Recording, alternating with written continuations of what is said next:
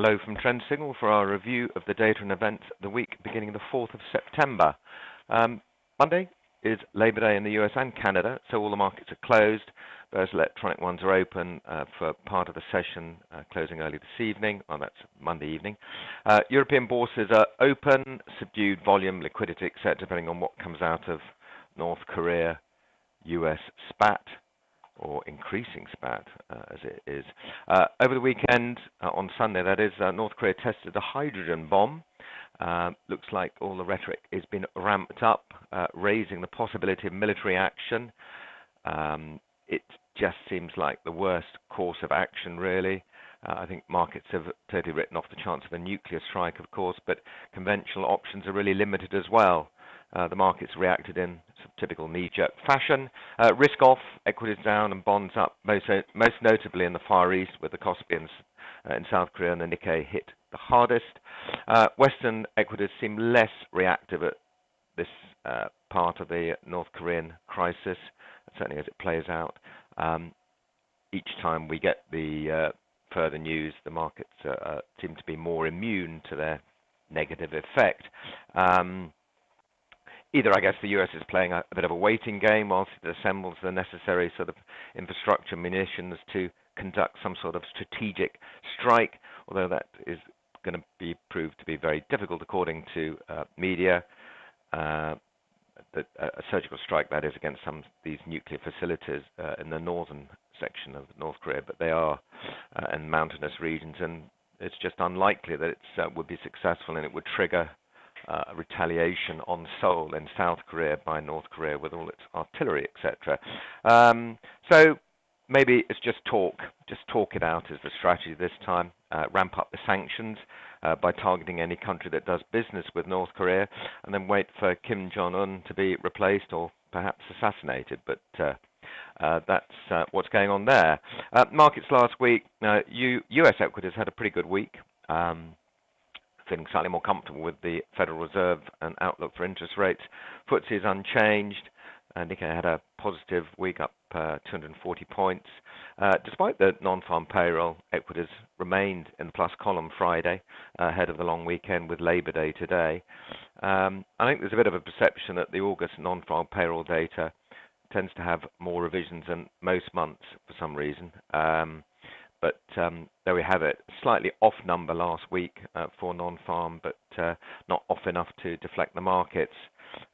Dollar is marking time really ahead of the European Central Bank meeting this week, which is absolutely key. Gold perhaps is the one that is reacting most to the global macro events that are taking place. If we look at gold on our chart, we can see 13.35 at the moment, but we rallied, $33 last week, but we can see the trend is extending way beyond the peak from early June and the high where we broke through in mid-August, so a significant move there. Data and events this week, there's quite a lot happening, mostly central bank news really, but let's have a look at our calendar. We've already had the construction PMI data here in the UK.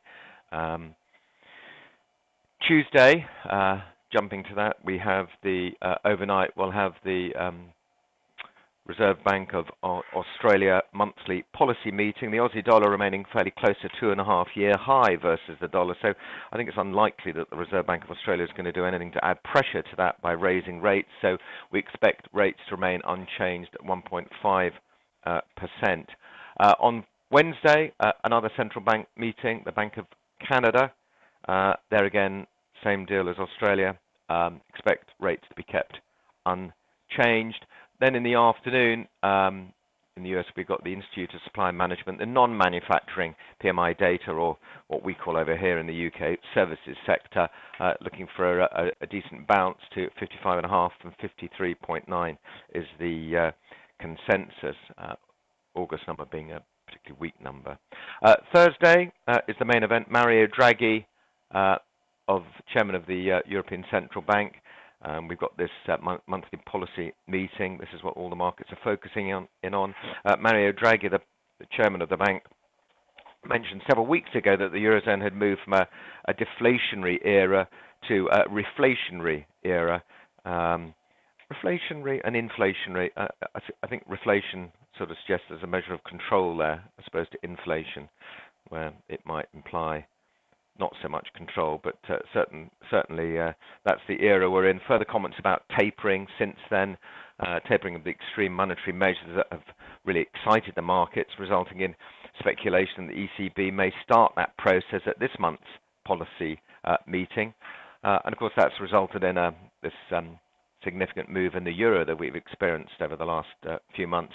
But it's not just speculation about ECB tapering or not, but the data out of the Eurozone has been fairly positive across the Eurozone, in fact. So that's really the picture there. So the big problem for the Eurozone, of course, and Mario Draghi, is that the effects of a stronger euro acts as a bit of a brake by making Eurozone goods more expensive abroad. So a bit of a brake on the economy, as it were, in terms of slowing it down. And I think Draghi is particularly sensitive to the Eurozone's strength. So the belief is that the ECB will delay any action on reducing the QE monetary stimulus at least this month. So maybe putting it off for a month or two. Obviously, the reason being that tapering QE puts upward pressure on interest rates across the board, making it more expensive for European countries to borrow from the capital markets. So that's the logic there, of course. Crude oil inventories, you'll note that they're a day late. This is down to the Labour Day holiday, so coming out on Thursday, 4 o'clock rather than Wednesday.